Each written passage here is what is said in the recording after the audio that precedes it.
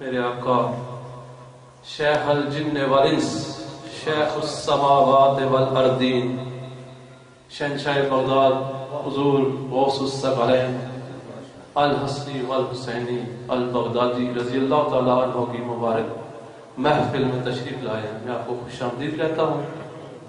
صرف 5 منٹ کے لیے آپ کی سماعتوں کی نظر ایک کرامت غوثیہ میں پیش کرنا چاہوں گا. امید ہے آپ کے قلوب کو نور ایمان سے منور کرے گا. معجزہ، معجزے کا اصل فاعل حقیقی رب تعالیٰ خود ہوتا ہے. ظاہر ہوتا ہے ایک نبی کے دستے مبارک پہ، ان کی ذات پہ، اور لوگوں کے ایمان کی پختگی کے لیے، یعنی ایمان مکمل کرنے کے لیے نبی معجزہ پیش کرتا ہے، اور معجزہ عقل کو عاجز کر دیتا ہے. تو کرامت جو ہوتی ہے وہ ایک ولی کے دستے مبارک سے ظاہر ہوتی ہے، اور یہ معجزے کا تسلسل ہی ہوتی ہے. یعنی معجزہ نبی کے دستے مبارک سے اور کرامت ولی کے دستے مبارک سے ظاہر ہوتی ہے. معجزہ تسلسل ہوتا ہے کرامت کا.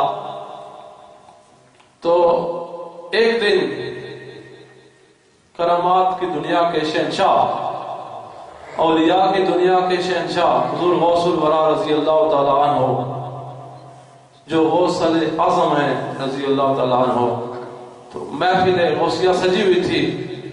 میرے آقا حضور غوث پاک درس حدیث شریف دے رہے تھے. تو ثابت یہ ہوا کہ غوث صرف کرامات نہیں ظاہر کرتا، درس حدیث شریف بھی دیتا ہے، درس قرآن بھی دیتا ہے. میرے آقا حضور غوث پاک درس حدیث شریف دے رہے تھے کہ حافظ صاحب بہت خوبصورت انداز میں، میرے 1 سال میں مجھ سے پیچھے پڑھتے رہے ہیں حافظ اخلاق صاحب، تو بڑا خوبصورت انداز ہے ان کا قصیدہ غوثیہ شریف پڑھنے کا، مجھے بہت پسند ہے. اس میں ایک شعر اور اس کے ایک مصرے کا حصہ ہے، لا تخف مریدی، کہ میرے مرید غم نہ کر. تو ایک مرید حضور غوث پاک کا پریشان حال ہے. میرے آقا حضور غوث پاک چشم باطن سے اس کے قلب کی کیفیت میں مطلع ہوتے ہیں، فرماتے ہیں کہ میرے مرید تو کیوں پریشان ہے؟ تو وہ عرض کرتے ہیں یا سیدی اولاد کی نعمت سے محروم ہوں، تو آپ وقت کے غوث ہیں، ہم آپ کے در سے محروم جائیں، یہ تو ہو نہیں سکتا. میرے آقا حضور غوث پاک فرماتے ہیں نیکسٹ ٹائم، اگلی دفعہ جب محفل ہو، میں درس حدیث شریف دے رہا ہوں تو میری پشت کے ساتھ اپنی پشت لگا لینا، اللہ پاک کرم فرمانے والا ہے. تو جب وہ دن آیا، محفل غوثیہ سجی، درس حدیث شریف شروع ہوا، تو وہ مرید کہہ سکتا تھا حضور پشت لگانے سے کیا ہوگا. اس نے پشت کے ساتھ پشت ملائی تو صلب حضور غوث الورا میں ایک اولاد ابھی باقی تھی. نور ولایت سے آپ نے اپنی اولاد اس مرید کی صلب میں ٹرانسفر کر دی. تو جب ان کے ہاں بیٹا پیدا ہوا، اللہ کے کرم سے، حضور غوث پاک کی نگاہ کرم سے ایک لڑکا پیدا ہوا، اور وہ لڑکا جب بڑا ہوا تو اس کا نام زمانہ آج تک اور قیامت تک اس کا نام لیتا رہے گا، جانتا رہے گا. اپنے وقت کے بہت بڑے صوفی حضرت سیدی محی الدین ابن عربی المعروف شیخ اکبر، تو وہ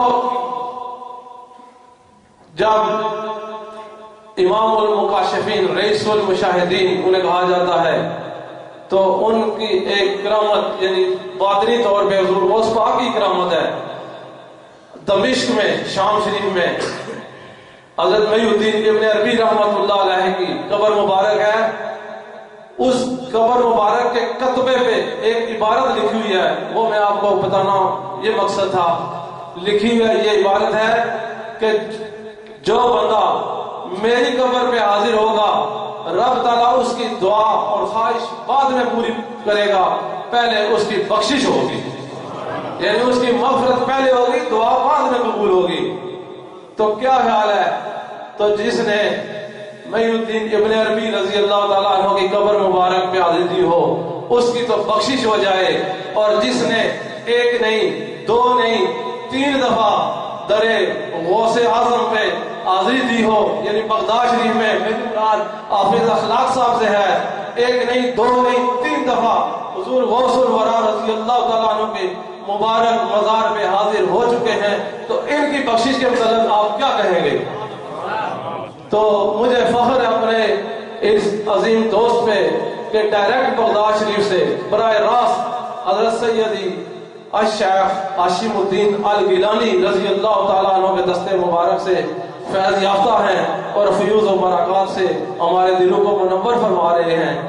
تو آخر میں بارگاہ غوثیہ میں حضرت شاہ نیاز چشتی نظامی رحمت اللہ علیہ کی 1-2 اشعار پیش کر کے اجازت چاہوں گا. فرماتے ہیں: شہباز لامکانی مظہر رب قدیر، شہباز لامکانی مظہر رب قدیر، حضرت محبوب سبحانی شہ پیران پیر.